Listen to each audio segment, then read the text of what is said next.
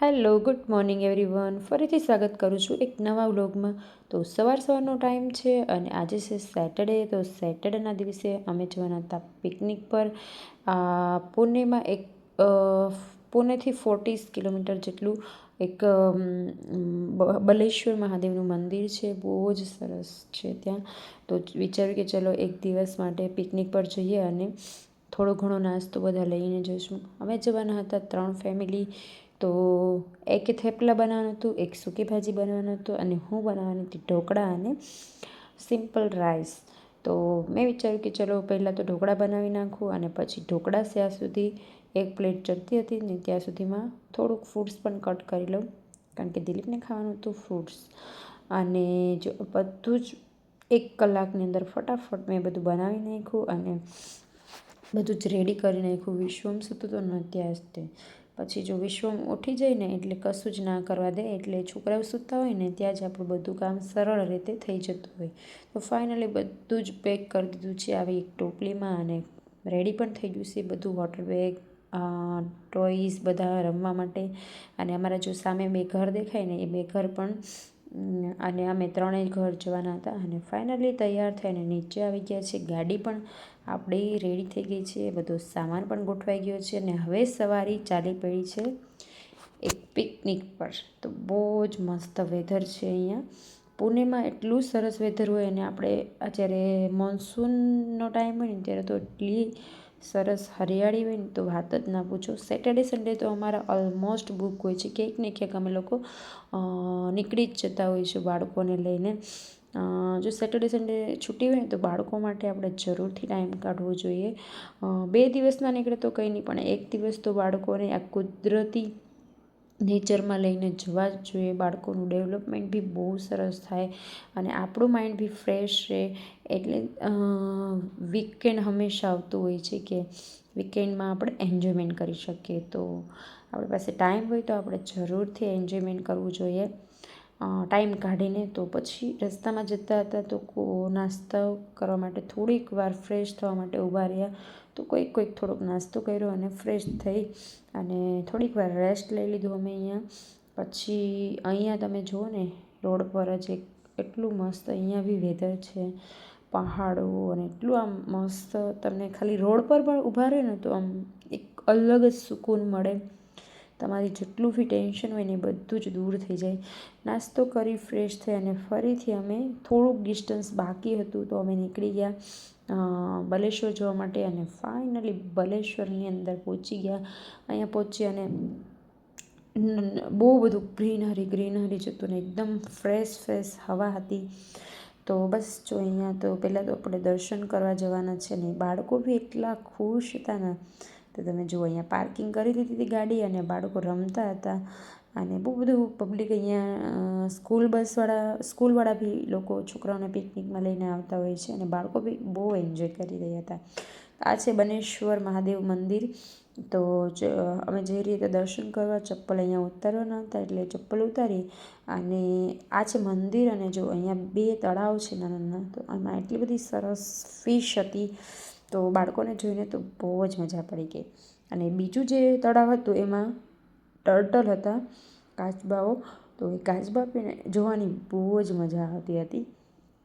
થોડીક વાર અહીંયા એન્જોયમેન્ટ કર્યું બાળકોએ અને પછી અમે મંદિરની અંદર દર્શન કરવા ગયા. તો દર્શન કરીને એક અલગ જ શાંતિ ને એક અલગ જ સુકૂન મળે. તો પછી દર્શન કરીને પાછા થોડીક વાર અહીંયા બાળકોને જોવું હતું. વિશ્વમ તો અમારો ખુશ જ થઈ ગયો હતો, કારણ કે આવું બધું એને બહુ જ ગમે. નેચરની જે જગ્યા હોય ને ત્યાં તો એને બહુ જ મજા આવે. અને ફિશ પણ એટલી સરસ અલગ હતી ને તો જોઈને ખુશ જ થઈ ગયો હતો.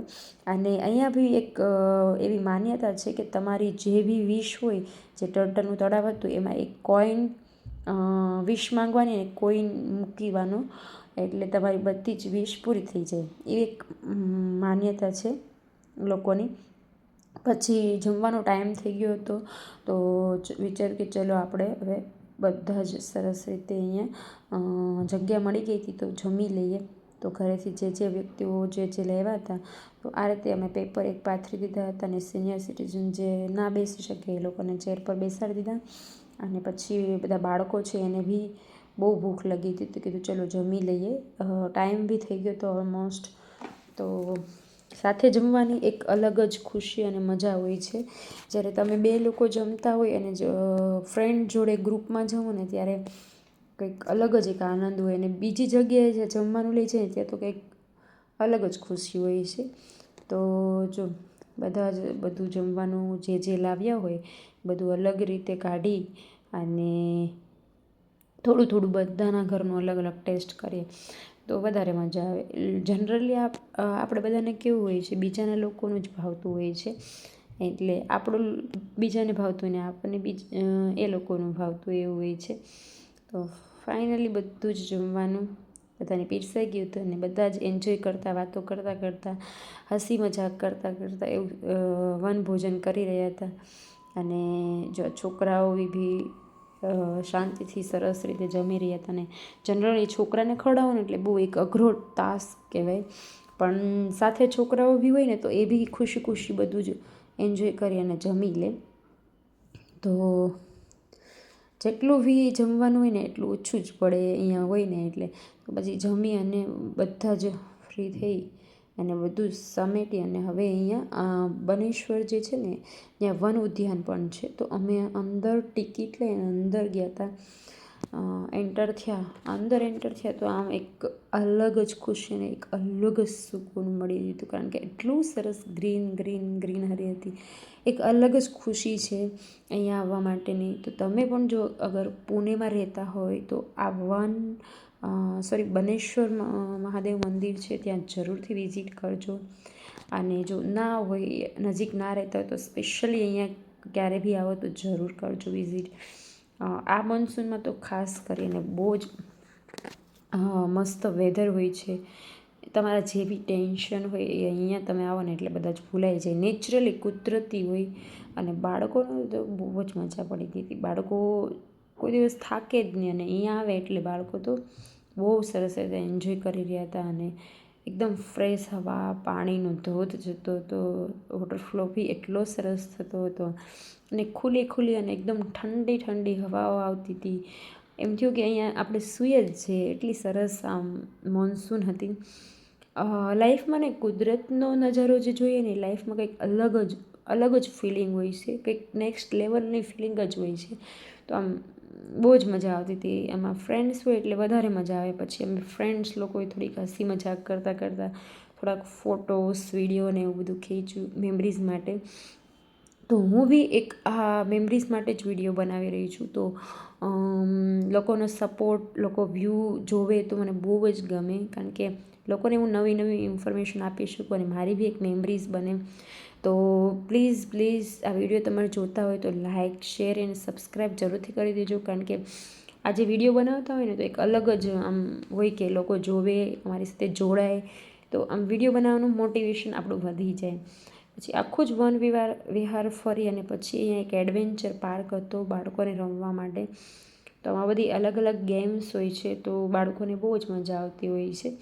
તો બાળકો માટેથી તો આપણે બહાર નીકળ્યા હોય તો બાળકોને જરૂરથી બધું એન્જોય કરવાનું જ હોય, એટલે થોડીક વાર ટાઈમ અહીંયા બી સ્પેન્ડ કરી લઈએ અને બાળકોની બી એન્જોય થઈ જાય. તો બસ બહુ જ મજા અને એન્જોય હતી. તો આવું કંઈક હતું. જો છોકરાઓ તો તમે જોઈ જ રહ્યા છો કેટલું અલગ જ ખુશી છે એ લોકોની. એવરી વીક આપણે કામ કરતા હોઈએ તો વીકમાં 2 દિવસ 1 દિવસ તો જરૂરથી આપણે બહાર નીકળીએ તો મજા જ આવે લોકોને. તો જો અહીંયા આ રીતની કંઈક ગેમ્સ મસ્ત હતી અને બધા જ મસ્ત રીતે એન્જોય કરી અને પછી થોડો ટાઈમ બધી જગ્યાએ અમે સ્પેન્ડ કરતા હતા, જે નવી જગ્યા હોય ને. પછી અહીંયા એક હિંચકા ને એવું હતું તો બાળકોને હિંચકા ખાવા હતા, તો એને બી થોડુંક હિંચકા ખાવા દીધા અને અમે બી થોડાક અહીંયા એન્જોયમેન્ટ કરી, બેઠા વાતો કરી ફ્રેન્ડ્સને લોકોએ. તો બસ મજા આવી ગઈ કે ફ્રેન્ડ્સ જોડે બહાર જઈએ તો ફ્રેન્ડ જોડે તો મોસ્ટલી ઘરમાં બી મજા જ આવે, પણ બહાર જઈએ તો ઓર મજા આવે. તો થોડો ટાઈમ અહીંયા સ્પેન્ડ કર્યો. સવારે વહેલા પહોંચ્યા હતા એટલે ખાલી આ જ હતું. અને પછી એક મંદિર હતું, રસ્તામાં જ આવતું હતું, બાલાજી મંદિર. તો એ બી બહુ જ સરસ હતું. તો વિચાર્યું કે ચલો આપણે હવે ત્યાં જવા માટે નીકળી જઈએ. તો અમે ફરીથી કારમાં બેસી ગયા હતા અને બહુ જ ટ્રાફિક હતો, પણ ફિર બી આપણે નજીક હતું એટલે પહોંચી ગયા ટાઈમે. અને અહીંયા પાર્કિંગમાં ગાડી પાર્ક કરી હતી અને એટલું અહીંયા બી ટ્રાફિક હતું. જ્યાં વીકેન્ડ હોય એટલે હવે લોકો તો બધા જ ફરવા જવા માંડ્યા છે, એટલે બધી જગ્યાએ એટલું ટ્રાફિક હોય જ છે. અને અહીંયા આવીને જોયું ને તો અહીંયા બી એટલું મસ્ત વેધર હતું. ઓલરેડી અમે જ્યારે પુણે રહેતા ત્યારે અહીંયા એકવાર આવી ગયા હતા 5-6 વર્ષ પહેલાં. આજે ફરીથી આ લોકોને બધાને આવું હતું તો વિચાર કે ચલો એકવાર ફરીથી આપણે એન્જોયમેન્ટ કરીએ. આ છે બાલાજી મંદિર. અંદર તો એટલો સરસ આ માહોલ, અને મંદિરમાં જ્યારે જઈએ ને એટલે એક અલગ જ સુકૂન મળે. તો મંદિર દર્શન પણ થઈ જાય અને ફરવાનું પણ થઈ જાય. સિનિયર સિટીઝન લોકો હોય એ લોકો તો વધારે દર્શનમાં મંદિરનું વધારે હોય છે. અને દર્શન કરી અને અમે પછી નીકળી ગયા હતા ફરીથી ઘર જવા માટે. અને અહીંયાનું વેધર કંઈક અલગ જ લેવલ પર હતું. એકદમ ઠંડી ઠંડી હવા, અને જે વાદળો હતા એટલા નીચે આવી ગયા હતા તો આમ જોવાની બહુ એટલે બહુ જ મજા આવી રહી હતી. એકદમ સુકૂન મળી રહ્યું હતું. તો જો વેધર તમે જોઈ લો એકવાર, કેટલું સરસ વેધર છે અહીંયા. ખાલી તમે ઊભા રહો ને તો બી તમને આટલી મજા આવે, એટલું સરસ વેધર હતું. અને પછી ટાઈમ થઈ ગયો હતો સાંજનું જમવા માટેનો, તો અમે એક સરસ મજાની હોટલ ગોતી, શ્રી કૃષ્ણ પ્યોર વેજ. તો અહીંયા હોટલ પર અમે હવે ડિનર કરીને જ ઘરે જઈશું, કારણ કે ઘરે પછી પહોંચીએ તો લેટ બી બહુ થઈ જાય. એટલે સારી એવી એક હોટલ ગોતી અને ત્યાં અમે જમવા માટે ઊભા રહ્યા હતા. તો જે લોકોને જે વસ્તુઓ ઓર્ડર કરવી હતી એ લોકો બધા અલગ અલગ રીતે ઓર્ડર કરી રહ્યા હતા. અને જે એના મસાલા પાપડ હતા તો બહુ જ ટેસ્ટી હતા. અને પછી અમે મંગાવ્યું હતું એક ગરમા ગરમ સૂપ, કારણ કે ઠંડી ઠંડી હવા હોય એટલે સૂપ પીવાની મજા જ કંઈક અલગ આવતી હોય છે. તો પછી અમે એક મસ્ત સૂપ મંગાવ્યું હતું અને એટલું સરસ મંચાવ સૂપ હતું. પછી બહુ મસ્ત રીતે જમવાનું બી એકદમ ટેસ્ટી હતું. જમી અને પછી પાન ખાધું હતું. એ પાન તો કંઈક અલગ જ હતું. જનરલી કોણ જમી અને પાન ખાય છે કોમેન્ટ જરૂરથી કરી દેજો. બસ જો આજનો દિવસ તો અમારો આવો જ હતો, અને ફૂલ એન્જોયમેન્ટ કરી ફ્રેન્ડ જોડે.